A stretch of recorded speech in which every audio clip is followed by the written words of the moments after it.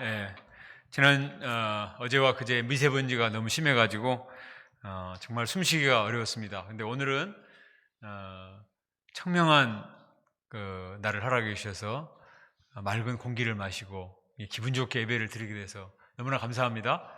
우리 마음에도 죄의 미세먼지가 끼어 있으면 얼마나 숨이 막히고 답답하고 힘듭니까? 성령의 바람을 하나님께서 우리 가운데 허락해 주셔서 모든 걱정, 근심, 염려 또 죄의 미세먼지를 다 몰아내시고 우리 마음에 상쾌한 유쾌한 은혜를 허락해 주시리라 믿습니다. 오늘 말씀의 제목은 제사장 나라 거룩한 백성이 되겠습니다. 제사장 나라 거룩한 백성 한번 크게 외쳐봅시다. 시작. 제사장 나라 거룩한 백성. 기도하겠습니다. 하나님 아버지 감사합니다. 과거에 죄의 노예로서 우리 힘으로는 도저히 세력에서 빠져나올 수가 없었습니다. 그러나 하나님께서 독수리 날개로 업어 우리를 구원하시고 우리를 구별하여 세우시고 하나님의 소유 제사장 나라 거룩한 백성으로 삼아주셔서 감사합니다. 우리를 향한 하나님의 기대와 소망과 뜻이 얼마나 크고 놀라운가 깨닫습니다. 오늘 말씀을 통해 이 하나님의 소망을 마음에 깊이 간직할 수 있도록 도와주십시오. 예수님의 이름으로 기도합니다. 아멘. 하나님은 이스라엘 백성들을 구원해신 후에 시내산으로 인도를 하셨습니다. 이곳에서 새로운 나라를 선포를 하십니다. 제사장 나라라는 나라 선포식을 거행을 하시는 거예요. 지금도 세계 각 나라는 자기 나라를 이런 나라로 만들겠다 하는 어떤 그 목표가 있죠. 부강한 나라, 또 잘 사는 나라, 또 정의로운 나라, 복지가 확실히 실현되는 그런 나라를 만들겠다 이런 목표를 가지고 나라를 경영을 많이 합니다. 그런데 하나님은 이스라엘 백성들에게 어떤 기대를 가지고 계시는가? 그것은 바로 제사장 나라다 이렇게 말씀하셨습니다. 제사장 나라는 어떤 나라입니까? 오늘 말씀을 통해서 정말 하나님이 건설하고자 하시는 가장 이상적인 나라는 어떤 나라인가? 또 하나님은 우리에게 얼마나 큰 뜻과 소망을 갖고 계시는가? 이것을 마음에 깊이 영접하고 우리의 정체성을 새롭게 하면 좋겠습니다. 자, 1절에 보면 이스라엘 백성들이 애굽에서 나온 지 3개월이 지났다고 했습니다. 지난 3개월 동안 엄청난 일들이 많이 일어났죠. 그리고 이제 시내산이 있는 광야의 장막에 진을 쳤습니다. 화면에 보시면 시내산은 우리가 시내산 하면 와 성지순례 시내산 한번 가보고 싶다 그러는데 아무것도 없습니다. 시내산 보면은 나무 한 그루 없고 풀 한 폭이 없고 샘도 하나도 없고 얼마나 가파르고 힘든지 정말 바위산일 뿐입니다. 그런데 이 산이 의미가 있는 것은 하나님이 임재하셨기 때문인 거예요. 출애굽기 3장 12절에 보면 하나님이 떨기나무 불꽃 가운데서 모세에게 그렇게 말씀하셨어요. 내가 반드시 너와 함께 있으리라. 네가 그 백성을 애굽에서 인도해낸 후에 너희가 이 산, 바로 이 산에서 시내산에서 하나님을 섬기리라 그렇게 말씀을 하셨는데 모세는 그때 생각을 했습니다. 무슨 수로 이스라엘 백성들을 빼내오는가? 바로가 누군데 애굽이 어떤 백성인데 자기 백성을 놔주겠는가? 내가 누군데 이들을 이끌어내가지고 이곳까지 데려와서 하나님을 섬기게 할까? 믿기지가 않았어요. 그런데 지난 3개월 동안 하나님은 수많은 사건을 통해서 마침내 이스라엘 백성들을 출애굽을 시키시고 그 이스라엘 백성들이 하나님이 약속하신 것처럼 시내산 앞에 와 있습니다. 모세가 얼마나 감격했겠어요. 하나님은 또 얼마나 기쁘시겠습니까? 하나님은 이제 모세에게 말씀하십니다. 4절을 같이 읽습니다. 시작.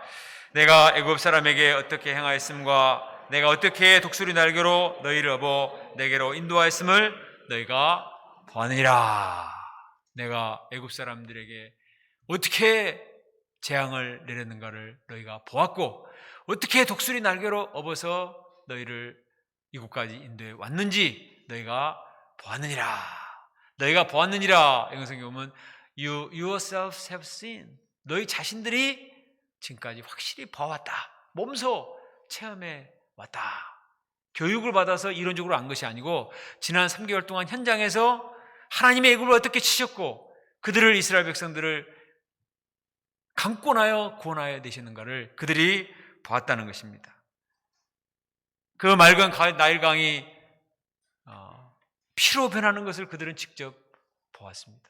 그 교만한 아나무인인 바로가 자기 아들이 죽자 땅을 치며 통곡하는 것, 자기들을 노예 백성이라고 무시하고 깔보던 그 선진국 애국 백성들이 모든 집안의 장자들이 전부 죽으니까 모든 집이 장례식을 치르는 이런 엄청난 사건. 그런데 이스라엘 백성들은 무시받고 천한 노예 백성에 불과한데 하나님이 하라고 말씀하신 것처럼 문설주에 피를 바른 것뿐인데 죽음의 사자가 지나가서 한 사람도 죽지 않고 그들이 장례식을 치르는 동안에 대탈출 출애굽을 감행해서 나오게 되었습니다. 앞에는 홍해바다고 뒤에는 애국 병사가 쫓아오는데 이제 죽었다 생각했는데 하나님이 갑자기 홍해의 길을 내셔가지고 마른 땅까지 쫙 건너왔습니다. 그리고 쫓아오던 애국 병사들은 전부 물에 빠져서 수장이 된 것을 보았습니다. 이스라엘 백성들은 하나님의 심판과 구원을 보았습니다. 교만한 애굽을 어떻게 심판하시고 택한 백성 이스라엘을 구원하시는가 두 눈으로 똑똑히 보았어요.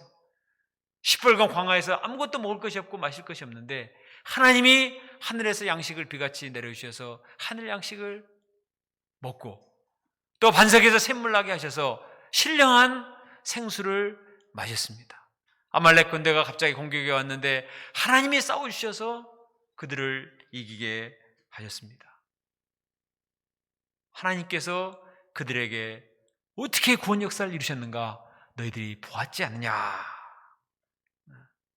하나님은 그들이 체험한 이 하나님의 놀라운 은혜와 사랑에 기초해서 언약을 맺기 원하시는 거예요. 하나님 우리에게도 말씀하십니다. 내가 너희를 어떻게 구원했는지 너희가 보았느니라. 지난 봄수양의 우리 메신저들을 통해서 하나님께서 각 분들에게 임하신 행하신 구원의 역사를 우리는 보고 정말 감격했습니다.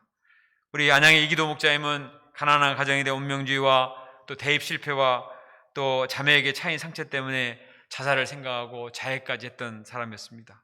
그런데 하나님께서 신입생 면접 때 유베프 목자님을 만나 성경을 공부하게 하시고 영생수 예수님을 체험하고 이제는 풀타임 사역자로 변화되었습니다. 상상할 수 없는 변화의 역사죠. 우리 김모세 목자님은 데모하다가 제적이 되어서 대학도 졸업을 못할 뻔했습니다. 그런데 하나님께서 놀라운 섭리 가운데 그 신체검사장에서 전요한 선교사님을 만나게 하셨습니다.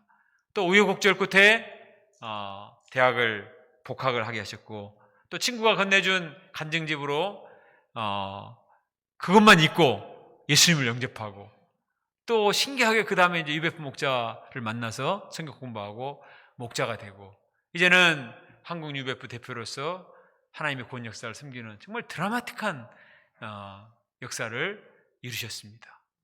그런데 이런 하나님의 강권적인 구원의 역사는 이분들에게만 있는 게 아니에요. 우리 모두에게도 한 사람도 똑같지 않습니다. 모든 사람이 다 하나님의 크신 능력과 사랑으로 하나님께서 우리를 독수리 날개로 업어서 구원하시고 또 우리를 축복하시고 도와주시고 여기에까지 이르게 하신 줄로 믿습니다. 하나님이 나를 구원하신 데는 사연이 있어요.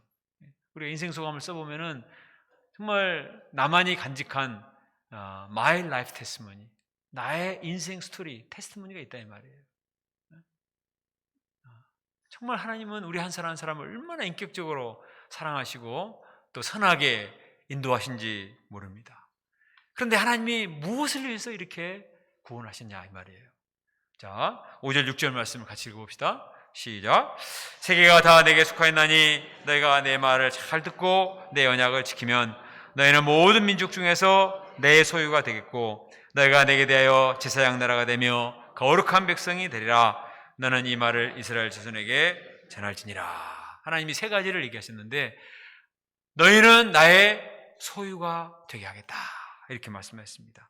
세계가 다 주께로 속했다고 했습니다. 그러니까 세상 모든 만물이 다 하나님의 소유예요. 그렇지만 그 중에서도 특별히 너희가 하나님의 특별한 소유가 되게 하겠다. 영어 성경에 보면 하나님의 소유를 God's treasured possession, 하나님의 보배로운 소유다. 우리가 집에 가면 나의 소지품들이 많이 있잖아요. 방에 들어가면 뭐 막 산더미처럼 쌓여 있죠. 정리도 안 대체 막 있는 경우가 많잖아요.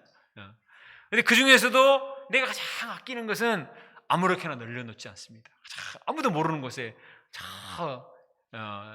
이제 비밀한 곳에 숨겨놓지 않습니까? 보물이기 때문에 아무나 가져가면 안 되니까. 모든 세상 만물이, 모든 백성이 다 하나님의 것이지만 그 중에서도 하나님께서 특별히 이스라엘 백성들을 보배로운 존재로 선택하신 것입니다. 그러니 얼마나 큰 축복입니까? 이스라엘 백성들은 애굽처럼 힘이 많거나 숫자가 많거나 땅덩어리에 넓거나 그러지 않고 노예 백성이에요. 인간적으로 생각하면 자랑할 것이 없어요. 그런데 하나님이 하나님 말씀을 잘 듣고 순종하는 그거 하나 보고, 애굽은 다른 조건은 다 좋지만 하나님 말씀을 듣질 않아요. 모세를 통해서 여러 번 말씀을 주셨어요. 근데 안 들어요. 내가 누군데, 여호와가 누군데. 재앙 때문에 힘들면 아이고 막 들은 거 다 하다가 조금 나아지면 다시 교만해지고 또 교만해지고. 근데 이스라엘 백성들은 다른 것은 없지만 그래도 하나님께서 제시하신 구원의 길에 순종을 했습니다. 이스라엘 백성들의 조상인 아브라함은 다른 것이 다 부족했지만 하나님 말씀을 믿고 그대로 순종하는 사람이었어요. 더구나 자기의 독자 이삭을 100세에 얻었는데 하나님께 모리아 산에서 제물로 드리고자 할 만큼 하나님께 대한 믿음과 또 순종의 자세가 있었습니다. 그러니 너무나 기뻐하신 거예요. 하나님의 가장 큰 슬픔은 뭐냐? 인류의 조상 아담이 하나님 말씀에 불순종하고 대적한 거예요. 그래서 에덴을 상실했거든요. 근데 믿음의 조상 아브라함은 하나님 말씀을 잘 듣고 순종하는, 그 조상들은 노예 백성이지만 그래도 하나님 말씀을 듣고 믿고 신뢰하고 순종하기 때문에 귀하게 여기신 것입니다. 그래서 너희들을 하나님의 대표 백성으로 삼으셔서 나의 소유, 나의 가장 귀한 백성으로 만들어 주겠다, 이렇게 말씀하신 것입니다. 어떤 사람은 하나님의 소유가 되면 하나님께 붙잡히고 매인다고 생각합니다. 내 인생은 내 건데 왜 하나님이 자기 것으로 삼고 자기 마음대로 하려고 하시는가, 이렇게 생각을 해요. 그러나 하나님께 붙들림 바 되지 않으면 다른 어떤 것에 붙들리게 돼 있습니다. 그 죄에 붙들리기가 너무 쉬워요. 베드로전서 5장 8절에 보면 대적 마귀가 우는 사자같이 두루 다니며 삼킬 자를 탔는다고 했어요. 그리고 엑대야 16장 9절에 보면 여호와의 눈은 온 땅을 두루 감찰하사 전심으로 자기에게로 향하는 자들을 위하여 능력을 베푸신다, 이렇게 말했어요. 자, 저 두 본문을 자세히 보세요. 사단 마귀도 두루 다니며 찾아요. 우리 하나님도 눈을 부릅뜨고 온 땅을 감찰하사 찾는 겁니다. 근데 목적이 달라요. 사탄은 왜 찾습니까? 집어삼킬 자를 찾는 거예요. 죄를 짓게 해서 사탄의 노예로 만들 사단의 먹잇감을 찾는 것입니다. 그래서 미끼를 던져주고 걸려들면 딱 붙잡아서 그 노예로 삼아버려요. 그런데 하나님은 두루 다니며 누구를 찾느냐?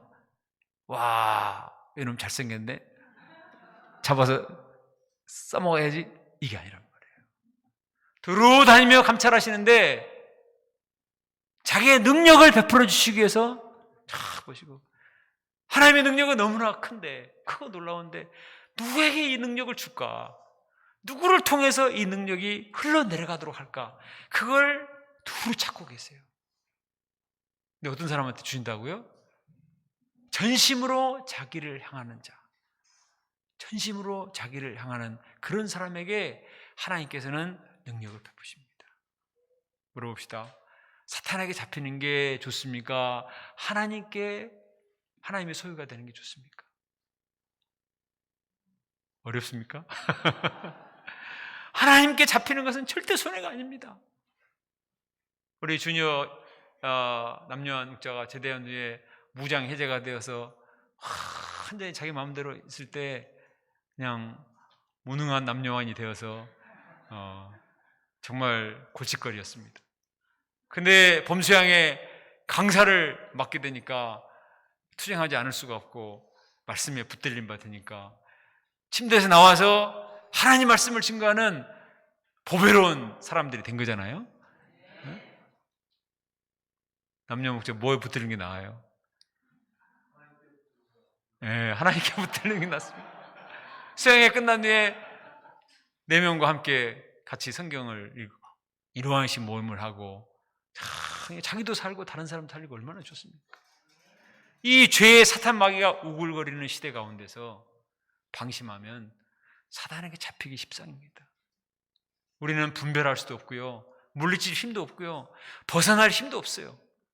그러나 우리가 하나님께 참 하나님의 소유가 되면 하나님이 우리를 집중적으로 사랑하시고 우리에게 관심을 가지시고 케어하시고 키워주세요. 처음에는 아무것도 없는 노예 백성과 같았는데 점점 그 인생을 업그레이드 시켜주셔가지고 정말 고귀하고 복되고 능력 있는 사람으로 키워주십니다. 하나님의 소유가 된다는 것은 얼마나 큰 복이요 다행한 일인가. 하나님의 소유로 우리를 삼아주신 것을 감사합시다. 두 번째는 하나님께서 이스라엘 백성들을 제사장 나라가 되게 하십니다.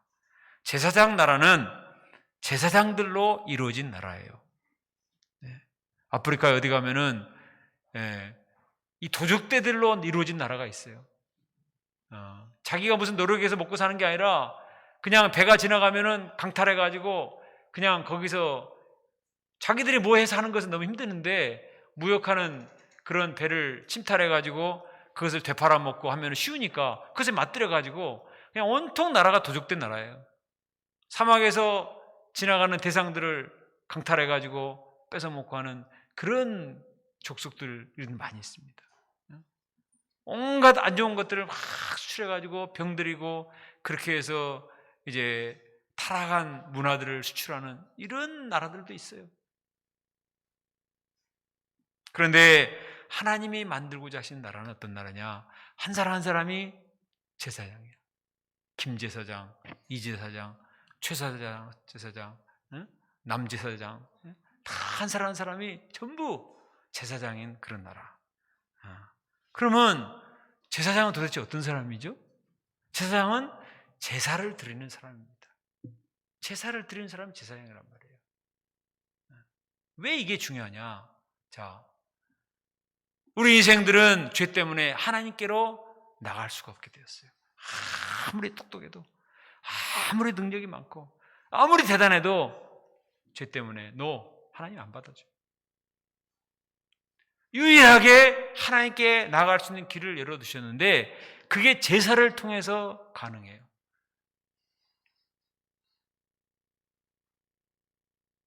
인간이 죄를 안 짓고 살 수가 없잖아요.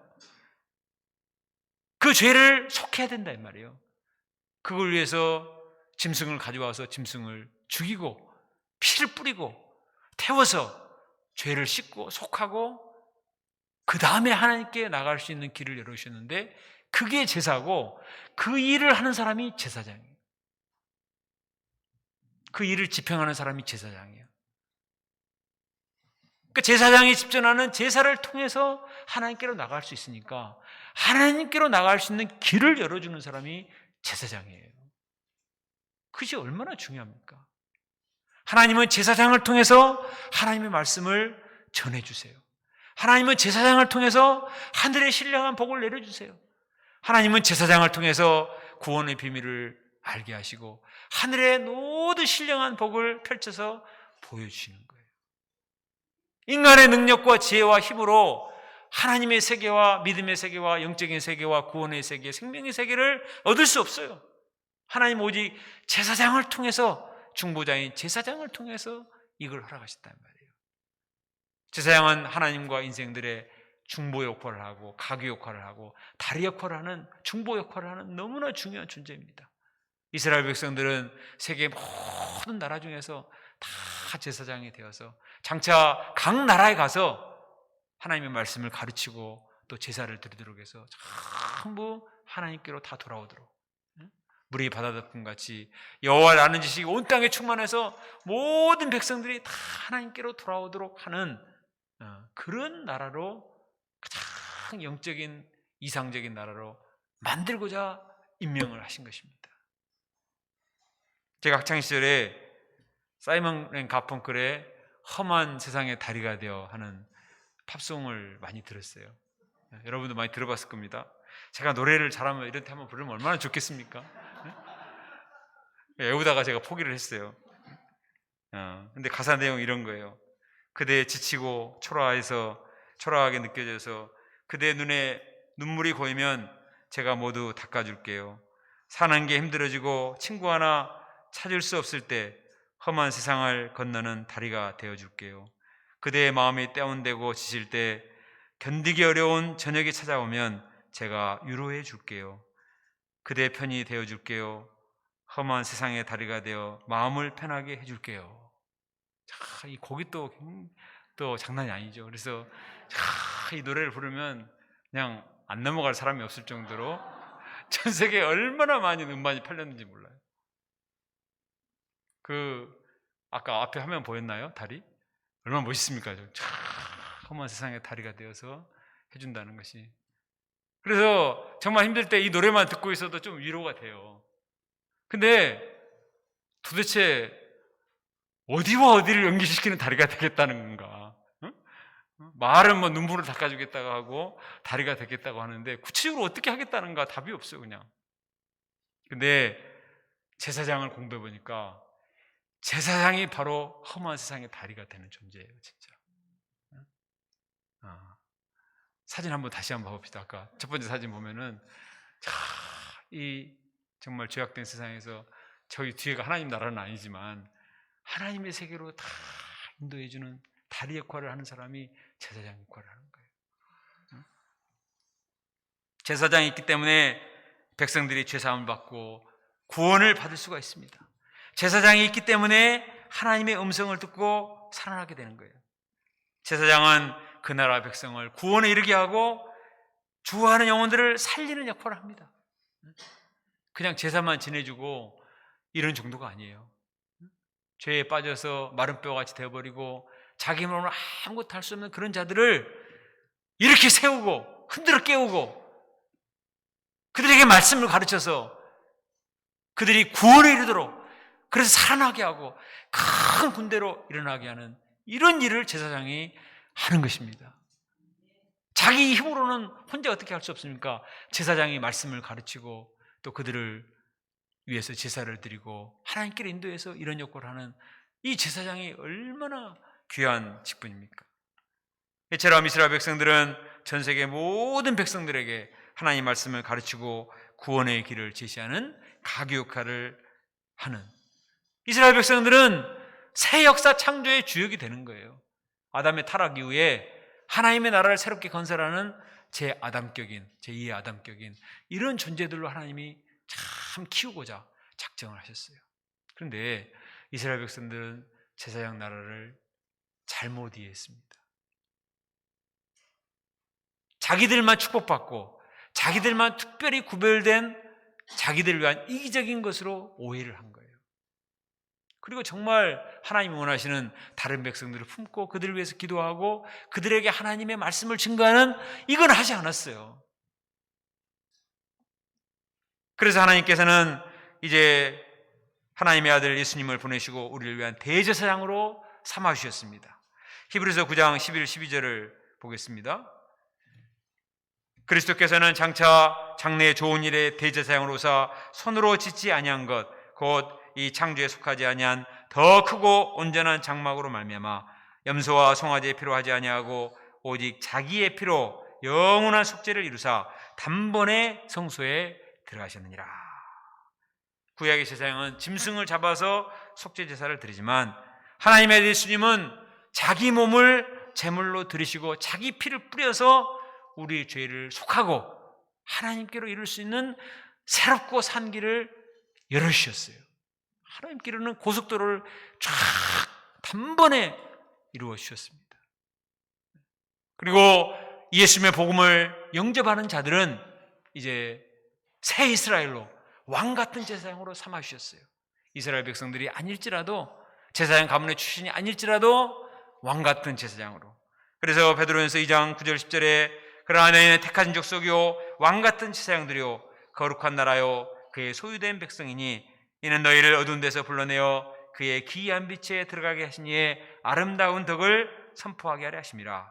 너희가 전에는 백성이 아니더니 이스라엘 백성들이 아니었는데 이제는 하나님의 백성이요 전에는 긍휼을 얻지 못하더니 이제는 긍휼을 얻은 자니라.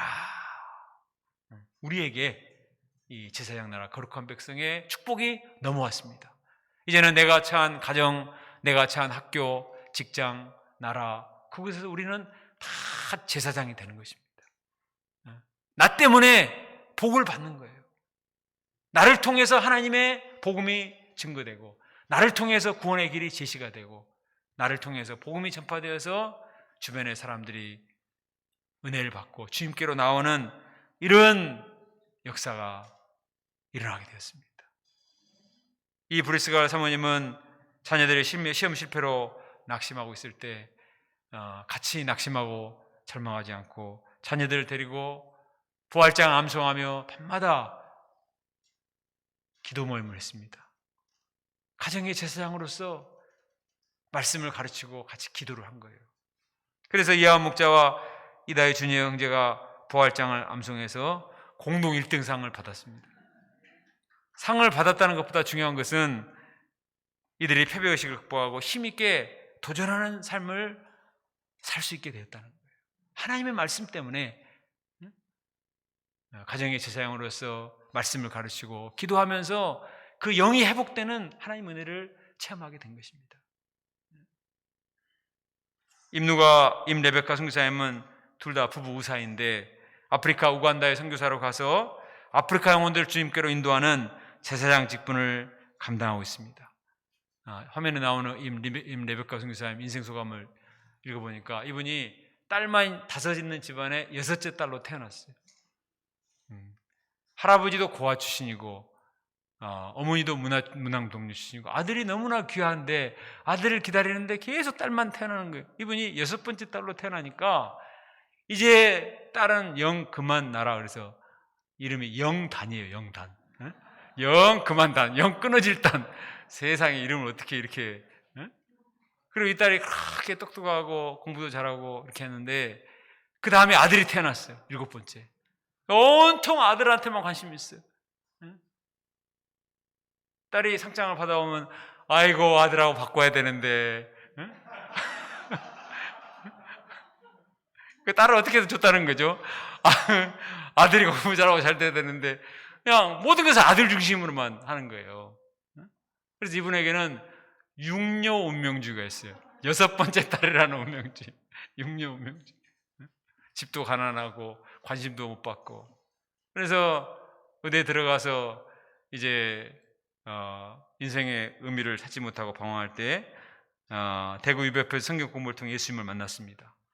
그리고 의대의 동기 목자인 임누가 선교사님과 결혼해서 그때 유사멜 선교사님이 아프리카에서 선교 보고 한 것을 듣고 자기들도 아프리카 영혼들을 돕는 이런 삶을 살고자 20년 전에 선교사로 나갔습니다.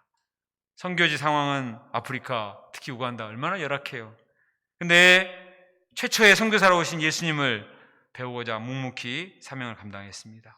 이분들의 헌신으로 말미암아 우간다 대학생들이 예수님을 영접하고 목자로 성장하고 이제는 가정교회를 세우고 또 60명이 넘는 예배 공동체를 이루는 정말 놀라운 하나님의 나라가 그곳에 임한 거예요. 그리고 이 베데스다 병원을 지어가지고 많은 환자들도 돌보는 이런 아름다운 정말 험한 세상의 다리가 되는 제사장 직분을 감당하고 계십니다. 우리 광주 삼부에서 가신 내과 의사 전문의 출신 강 리빈스턴 선교사님이 이 베데스다 병원 소식지를 한 달에 한 번씩 제게 보내주거든요.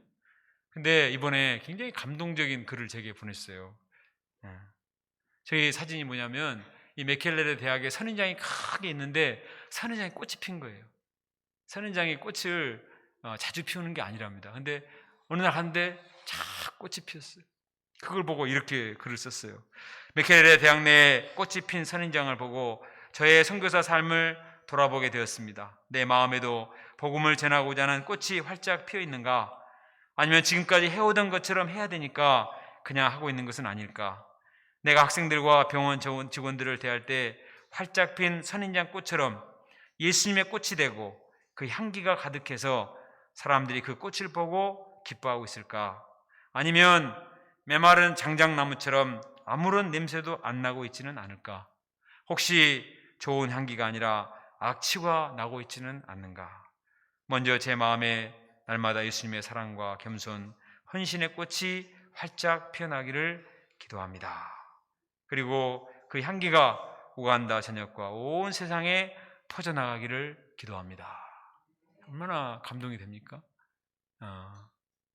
참 의사로서 가난한 나라에서 선교사로 살고 있다는 것만으로도 너무나 참 우리에게 감동이 되는데, 거기서 예수님처럼 헌신의 삶을 살고 있는가? 그래서 내가 꽃을 피우고 향기를 풍기고 있는가? 이거를 자기가 돌아봤다는 거예요. 저는 이 글에 큰 감동을 받고 이런 생각을 들었습니다. 제사장의 삶이 무엇인가? 그것은 바로 복음의 꽃을 피우고 향기를 풍기는 삶이다. 제사장이 제사장의 옷을 입고 제사장의 자리에 앉으면 뭐예요? 그게 중요한 게 아니고 그 삶을 통해서 정말 아름다운 복음의 꽃을 피우고 그리스도의 향기를 풍기는 삶일 때, 그때 제사장다운 제사장이라는 것입니다. 우리의 인생을 통해서 이런 아름다운 꽃이 피고 향기를 풍길 수 있는 것은 헌신을 통해서 가능합니다. 헌신을 통해서. 향나무가 가장 아름다운 향내를 풍길 때가 언제인 줄 아세요? 그것은 도끼로 향나무를 찍을 때. 향나무는 그냥 지나가도 은은한 향나무가 나지만 가장 진한 향기가 날 때는 도끼로 향나무를 찍을 때, 거기서 정말 맡아본 사람만 아는 그 향기가 난다고 그래요. 예수님의 삶이 우리에게 가장 큰 감동을 줄 때가 언제입니까? 그것은 바로 나를 위해서 십자가에 못이 박히시고 창에 찔리시고 피를 흘리셔서 물과 피를 쏟으실 때, 그것을 묵상할 때, 나를 위해서 자기의 생명을 내어두신 예수님의 십자가 사랑의 헌신을 묵상할 때, 하나님의 예수님의 나를 향한 사랑 향기가 느껴지잖아요. 그래서 아무리 완악한 사람도, 아무리 무지한 사람도, 아무리 심령이 답답한 사람도 예수님의 십자가 말씀을 들으면 마음에 감동을 받고 울림이 있고 은혜가 있는 이유는 예수님의 그 사랑 때문이에요. 진정한 사랑은 희생이잖아요.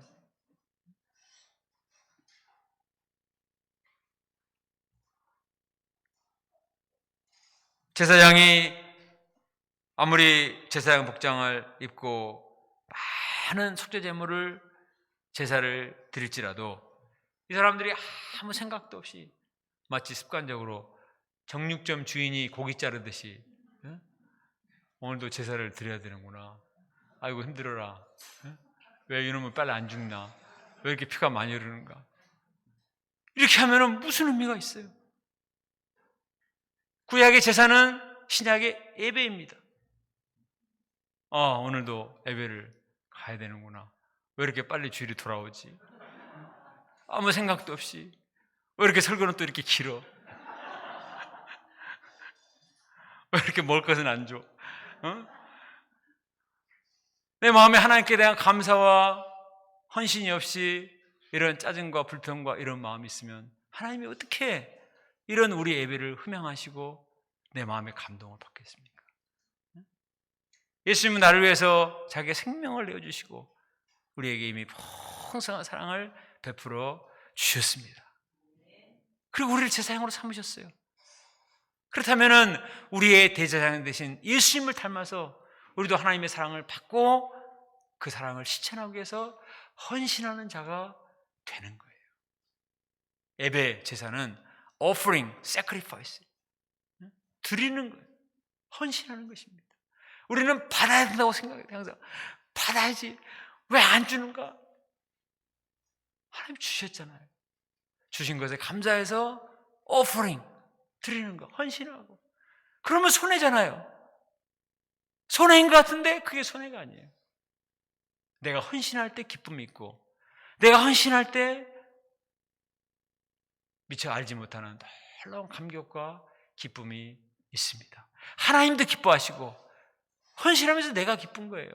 우리 지난 봄수양회 때 우리 학생애들이 다들 바쁜 사람들인데 막 드라마를 만들어서 이렇게 하니까 본인들도 은혜를 받고, 또 우리 주니 학사님들과 사모님들이 찬양을 불러서 이렇게 영상으로 만들어서 하니까 본인들도 감동을 받고, 제가 너무 귀여가지고 페이스북에 올렸더니 전 세계에서 막 좋아요 좋아요 좋아요 감동을 받고, 응? 얼마나 은혜가 돼요. 응? 헌신이에요, 헌신. 응? 우리가 돕는 한 영혼을 위해서 생명을 걸고 기도하고, 모세가 이스라엘 백성들을 위해서 기도할 때 이 이스라엘 백성들이 범죄했지만 나의 이름을 생명책에서 지어줄지언정 이 백성들을 심판하지 말도록 목숨을 걸고 기도하잖아요. 예수님이 십자가상에서 자기를 십자가 못 박는 자들을 위해서 저희를 사하여 주옵소서, 자기 하는 것을 알지 못합니다. 자기를 온전히 희생하며 드리며 그 기도할 때 하나님이 기뻐하시고 휘장을 쫙 찢어서 하나님의 은혜의 폭포수가 그냥 쫙 흘러나가게 하셨습니다. 예수님은 부활하시고 우리는 그 은혜로 살아나게 되었어요. 헌신이에요, 헌신. 헌신이 우리를 살아있게 하고 하나님을 기쁘시게 하고 내가 살아있게 하고 하나님과의 길이 활짝 열리게 하는 것이요, 은혜의 꽃이 활짝 피고 아름다운 향기가 풍기는 것입니다. 왜 내 신앙생활에 기쁨이 없는가? 왜 감격이 없는가? 니에메 목사님 탓이지.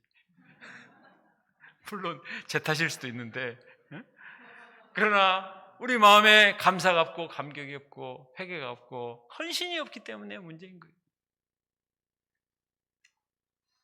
저는 이 메시지를 준비하면서 두 가지를 깊이 배우게 되는데, 하나는 나 같은 자를 구원하신 또 제사장으로 불러주신 주님의 구원의 은혜가 얼마나 큰가. 저도 이제 제가 80년 5월에 왔으니까 40년이 넘었잖아요. 41년째니까 너무 오랜 이전이다 생각하니까 가물가물해가지고 마음이 자꾸 굳어져요. 근데 수양회 때마다 소감을 듣고 또 목자님들 간증을 들으면, 야, 나도 얼마나 정말 세상 욕심과 이기적인 삶을 살다가 죄만 짓고 심판받을 자인데 나를 구원하시고 이날까지 말씀의 종으로 써주신 은혜가 얼마나 고마운가, 감사가 새로웠습니다. 또 한 가지는 내 마음에 복음의 제사장으로서 감격이 살아있는가, 이걸 돌아보니까 자신이 없어요. 감격이 너무 많이 싫고 향기가 별로 안 나는구나, 회개하는 마음이 들었습니다. 근데 우리 이기도 목자님이 내 앞에 한 영혼이 있을지라도 평생 목자의 길을 가겠다, 이렇게 말하는가, 마음에 큰 충격이 되고 도전이 되었습니다. 또 금요 기도회 소감 발표 때 주드브라 목자가 주여 평생 내 눈에 감격의 눈물이 마르지 않게 하소서. 감격의 눈물이 마르지 않는 사람이 되게 하소서. 이런 소감을 듣고 회개하는 마음이 많이 들더라고요. 한 영혼의 생명을 거는 목자, 십자가 은혜의 감격에서 감격의 눈물이 흐르지 않느냐 아니고 마르지 않는 눈물이 마르지 않는 목자, 영혼들을 붙들고 눈물로 기도하는 목자가 돼야 제사장다운 제사장이 되고 향기를 풍기는 제사장이 됐는데, 제사장의 직분만 가지고 있어서는 의미가 없겠구나 하는 사실을 깨닫고 많이 회개하는 심정이 들었습니다.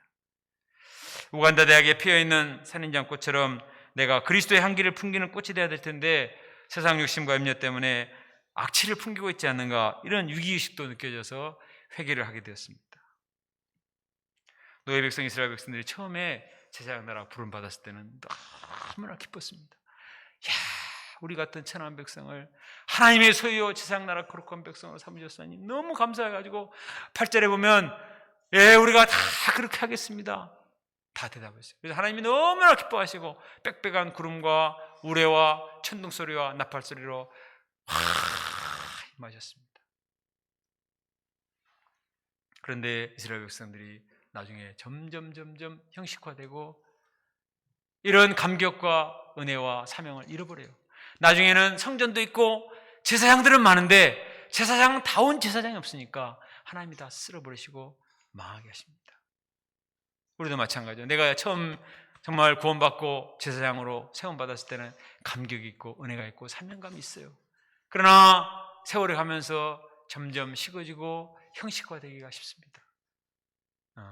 우리가 위기의식을 가지고 처음 내가 구원받고 세움받을 때 그 감격을 가지고 정말 주님의 사랑을 묵상하고 그리스도의 고난에 헌신에 참여함으로써 우리 마음에 은혜의 강물이 흐르지 않고 마르지 않고 또 주님의 놀라운 은혜와 감격이 항상 내 마음에 흐르는 장작나무처럼 그냥 조화처럼 모양은 있는데 향기가 안 나는 그런 꽃이 아니라 정말 살아있는 생화처럼 우리의 향기를 풍기고 감동을 주는 이런 영적인 제사장이 되어줄 수 있기를 간절히 기도합니다. 셋째로 하나님께서 이스라엘 백성들을 거룩한 백성 삼으셨다고 했습니다. 거룩하다는 것은 구별했다는 거예요. 세상 사람들과 구별된 백성이다. 깨끗한 백성, 성결한 백성, 구별된 백성. 10절부터 24절까지 보면은 성결이라는 단어가 계속 나와요. 그래서 옷을 빨고 여인을 가까이 하지 말고 성결케 하라 말씀하십니다. 하나님은 거룩하시기 때문에 거룩해야 임재하시고 축복하실 수 있습니다. 디모데후서 2장 20절과 21절에 금그릇, 은그릇, 나무그릇, 질그릇이 있지만 깨끗한 그릇이 주인 쓰시기에 합당하다 그랬습니다.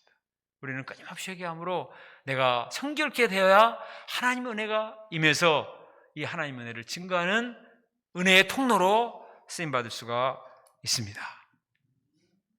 결론입니다.